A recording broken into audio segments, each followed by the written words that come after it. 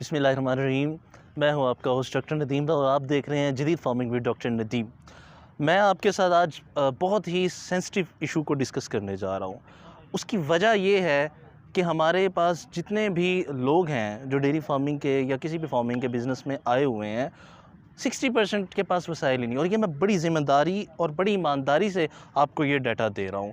तो इसीलिए मैंने ये सोचा है कि आपको आज नफ़ा बख्श फार्मिंग के सतून बताऊँ, चूँकि वसाइल की कमी हमारे पास पहले ही है और उसमें अगर हमारे पास इल्म की भी कमी हो तो फिर बात बनती नहीं है।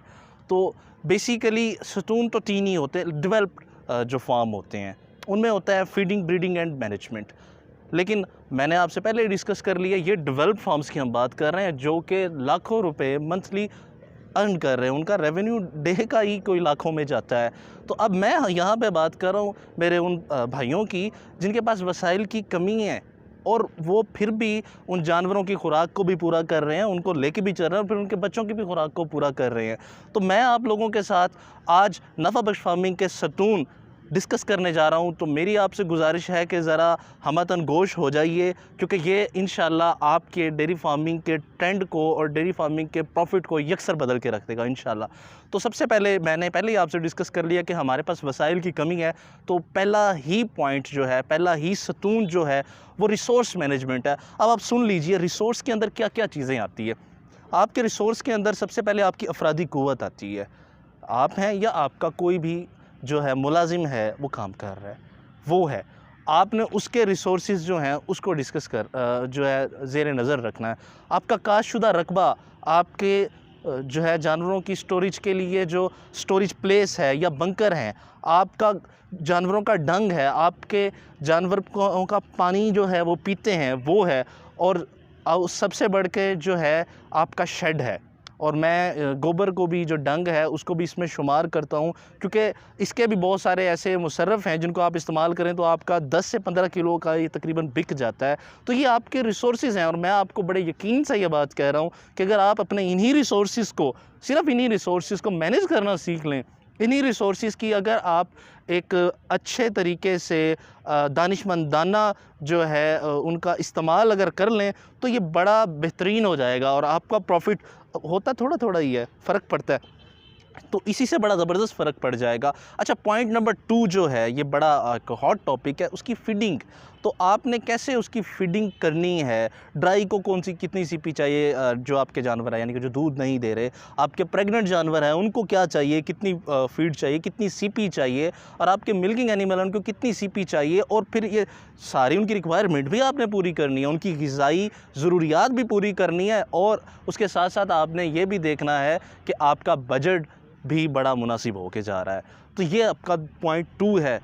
अब पॉइंट नंबर 3 जो बड़ा ही मेन पॉइंट समझा जाता है वो है ब्रीडिंग।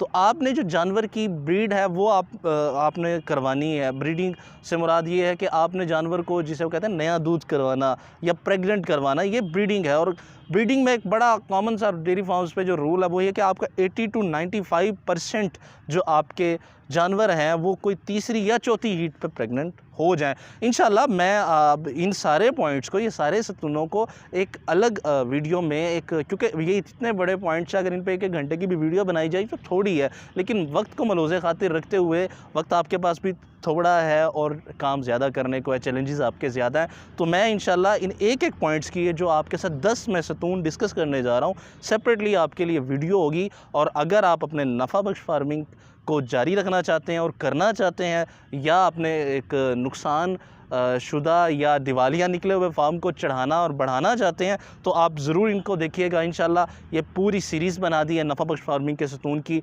जिसमें हमारा चौथा पॉइंट है वेट रेशो। आया कि आपके फार्म पे एक वक्त में कितने दूध देने वाले जानवर होने चाहिए और कितने आपके जानवर ऐसे हों जो प्रेग्नेंट हों या बिल्कुल जो है ब्याने वाले हों। ये एक बड़ा मेन पॉइंट है, क्योंकि ऐसा होता है बाज़ों का जानवरों का पता ही नहीं लगता फार्मर को या हमारे किसान भाई को कि वो गबन है या नहीं है। वो 9 महीने उससे दूध ले चुका होता है और अगले 9 महीने फिर जब उसको पता लगता है कि उसकी गब्बर नहीं थी तो फिर उसको बिना चारे को, बिना किसी जो है उसके रेवेन्यू जनरेट हुए आपको खिलाना पड़ता है। तो वो भी हम डिस्कस करेंगे कि इसमें फिर पॉइंट्स हैं। हीट डिटेक्शन आपको बेहतर तौर पे पता हो, आपके जानवरों की फीड का अगर आपने ख्याल रखा है तो फिर ब्रीडिंग के मसाइल नहीं आएंगे इंशाल्लाह। लेकिन जैसे मैंने आपको बोला है कि हमने इसको डिस्कस करना है तो हम डिस्कस करेंगे कि कैसे आपने वेट रेशो अपने मतलब दूध देने वाले जानवरों की रेशो को कैसे मेंटेन करना है। अच्छा, नंबर 5 पे है आपकी काफ मैनेजमेंट।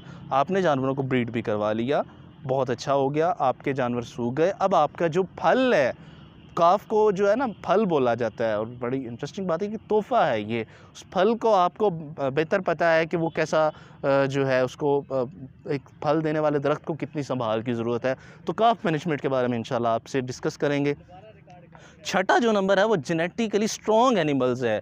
बात मैंने जैसे कि फल की, तो बेशक जो जानवरों के बच्चे होते हैं वो फल होते हैं, और अब फल जो है एक जैसे आम है, एक चौंसा भी है और लंगड़ा भी है, और ये उसका शौक़ रखने वाले और इल्म रखने वाले एक बंदे को पता है कि कौन सा फल कितना जो नस्ली होता है उसको खाते भी जाओ पेट भर जाता है, दिल नहीं भरता। और कुछ ऐसे आम होते हैं कि वो पड़े रहे तो आपका दिल नहीं करता, यानी और कुछ जिनको आपका खाने का दिल करता है उसको आप एक्सपोर्ट करके एक बड़ी पुरकशिश जो है आप अमाउंट ले भी सकते हो। तो सारे का सारा ये डिपेंड करता है उसकी नस्ल पे। तो आपसे ये गुजारिश होगी कि आप ये जो जेनेटिकली स्ट्रॉन्ग एनिमल्स वाली सीरीज़ है इसको ज़रूर देखिएगा। इसमें हम आपको बताएंगे कि आपको आपके मौसम की मुताबिकत से कौन से जानवर सूट करते हैं और आपको किस तरह का, किस नस्ल का ब्रीड का एनिमल चाहिए।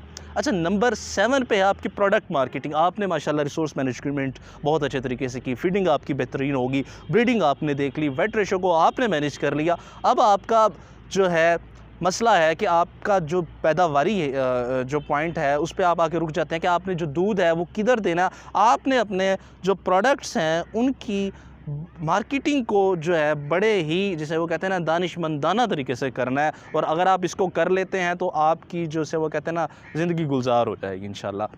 फिर है आपका नंबर 8 पे हर्ड मैनेजमेंट, यानी कि आपके जो जानवर जो दूध दे रहे हैं, जो ड्राई हैं, जो बच्चे हैं या वो जो यंग हैं, जो कि ये इसमें बड़ी जो है ना टिपिकल सी जो कैटेगरीज़ हैं, और आपको चाहिए है कि इन कैटेगरीज़ को मद्देनज़र रखें। इससे आपका फॉडर कास्ट कम होगी, इससे आपकी ब्रीडिंग के इश्यूज़ नहीं आएंगे, इससे आपकी रिसोर्स मैनेजमेंट बहुत अच्छी हो जाएगी इंशाल्लाह। तो आपने हर्ड मैनेजमेंट को सीखना है, वो इंशाल्लाह हम आपको सिखाएंगे। अच्छा, इसके बाद जो है नंबर 9 है वो वैक्सीनेशन एंड ट्रीटमेंट। बहुत ही अहम पॉइंट है वैक्सीनेशन, बहुत अहम पॉइंट है। और अगर आप इसको ज़हन नशीन कर लें कि हमने वैक्सीनेशन पे ध्यान देना, कोई बड़ा मुश्किल नहीं है। गवर्नमेंट है, ऑफ़र कर रही है, फ्री ऑफ कॉस्ट ऑफ़र कर रही है, आपने सिर्फ जानवर को लेके जाना है। या यार किसी भी तरीके से अपनी वैक्सीनेशन के अगर आप स्केड्यूल को मेंटेन कर लें तो आपके फार्म का हाफ जो है, जिसे आप एक्सपेंडिचर कहते हैं, वो कम हो जाएगा इंशाल्लाह। तो कोशिश करें अपने जानवरों की वैक्सीनेशन एंड ट्रीटमेंट पे ख़ास ध्यान दें। कोशिश यही हो आपकी, काविश यही हो आपकी, हमारी भी यही ख्वाहिश है कि आपके जानवर बीमार ही ना हो, इस दोराहे पे ही ना आए कि वो बीमार हो। तो वो वैक्सीनेशन करवाएंगे तो नहीं होंगे। अच्छा, नंबर 10 है लास्ट बट नॉट लीस्ट, वो है बायोसिक्योरिटी। आपका माशाल्लाह फार्म है, आपने उनको बीमारियों से बचाना है, तो फर्स्ट की तो यही है कि आप इधर उधर के लोगों को आने से बचाएं फार्म में। अगर आ भी जाते हैं तो उसकी बाउंड्रीज़ के गिर्द, जिसे हम बुझा हुआ है चूना कहते हैं, तो ये सारा जो है बायोसिक्योरिटी, एक बायोसिक्योरिटी लेवल 1 है, उसके फिर लेवल्स हैं, वो इंशाल्लाह हम आपको सिखाएंगे। तो ये वो नफ़ा बख्श फार्मिंग के सतून है जो मैंने आपसे सिर्फ बाय नेम डिस्कस किए हैं, और इनकी डिटेल इंशाल्लाह हम अपने आने वाली वीडियोस में आपके साथ शेयर करेंगे, और आपका नुकसान में जाने वाला बिज़नेस इंशाल्लाह कामयाबी की तरफ जाएगा। तो साथ रहिए हमारे, मेरे चैनल को ज़रूर लाइक कीजिए, शेयर कीजिए, सब्सक्राइब कीजिए। खुदा हाफिज़, मिलते हैं नई वीडियो में।